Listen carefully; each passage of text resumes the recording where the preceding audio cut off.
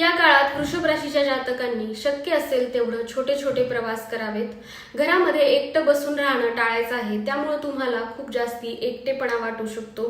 शक्य असेल तेव्हा कुटुंबासोबत सुद्धा तुम्ही फिरायला जाऊ शकता. इम्पल्सिव्ह डिसिजन्स घेणं या काळामध्ये टाळायचं आहे, जेणेकरून भविष्यामध्ये त्या डिसिजन्सचा तुम्हाला पश्चाताप होणार नाही. तेव्हा कुठल्याही प्रकारचे खर्च करत असताना, डिसिजन्स घेत असताना विचारपूर्वक डिसिजन्स घ्यायचे आहेत. मित्रांच्या रिलेटेड काही खऱ्या गोष्टी समोर आल्यामुळे तुम्हाला बेचैन वाटू शकतं, अस्वस्थ वाटू शकतं.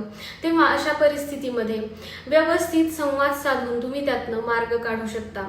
गाडी चालवत असताना काळजीपूर्वक गाडी चालवायची आहे. कामाच्या ठिकाणी तुम्ही मेहनत तर करताय, त्याचं फळ सुद्धा तुम्हाला मिळेल, फक्त थोडासा वेळ लागेल. तेव्हा पेशन्स ठेवायचा आहे.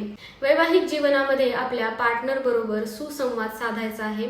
बोलताना ॲग्रेसिव्ह व्हायचं नाहीये पार्टनर बरोबर, कारण त्यामुळं भांडणं होण्याची शक्यता आहे. वृषभ राशीच्या जातकांसाठी उपाय म्हणून पांढऱ्या कलरची मिठाई किंवा पांढऱ्या रंगाचा वस्त्र तुम्ही देवीच्या मंदिरामध्ये दान करू शकता.